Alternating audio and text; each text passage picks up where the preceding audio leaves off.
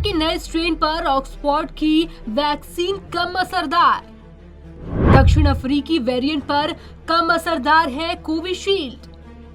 दक्षिण अफ्रीका की यूनिवर्सिटी और ऑक्सफोर्ड की स्टडी से पता चला।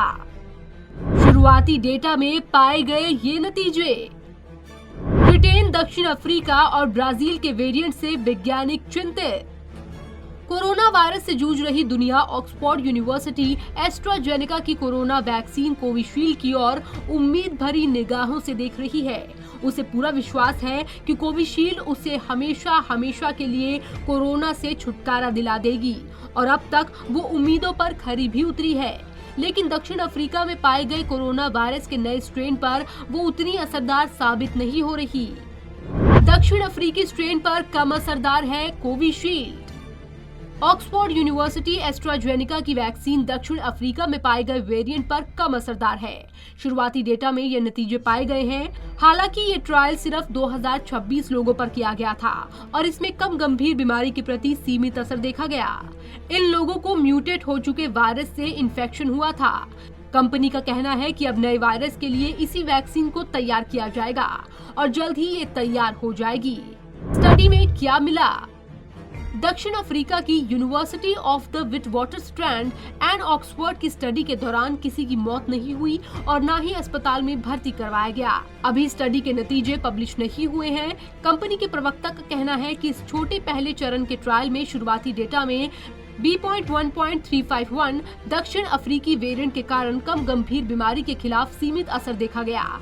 हालांकि अभी गंभीर बीमारी और अस्पताल में भर्ती किए गए लोगों पर इसके असर को स्टडी नहीं किया जा सका है। दक्षिण अफ्रीका ने वैक्सीन को होल्ड पर रखा।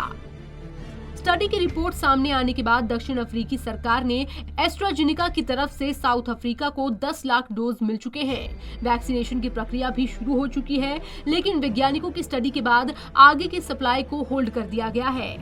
स्वास्थ्य मंत्री ज्वेली माखेसे ने बताया है कि साउथ अफ्रीका में 90% केस कोरोना के नए स्ट्रेन के ही हैं। ऐसे में अगर वैक्सीन ही असरदार नहीं होगी तो उसे लेने का फायदा नहीं है। इन 3 वेरिएंट्स पर चिंता। स्टडी में शामिल वॉलेंटियर्स की औसतन उम्र 31 साल रही, जिसमें आमतौर पर लोग इन्फेक्शन का शिकार नहीं होते हैं।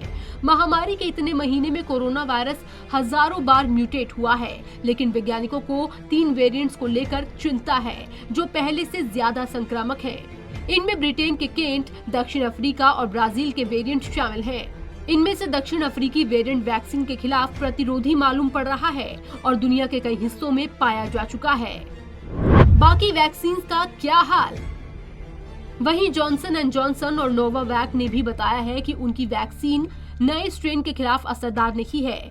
इसी तरह मॉडर्ना नए वेरिएंट के लिए बूस्टर शॉट तैयार कर रही है, जबकि फाइजर बायोएनटेक की वैक्सीन भी कम असरदार मिली है। ब्रिटेन ने ऑक्सफोर्ड की वैक्सीन की 10 करोड़ खुराकें खरीदी हैं और लाखों लोगों को वैक्सीनेट किया जा रहा है।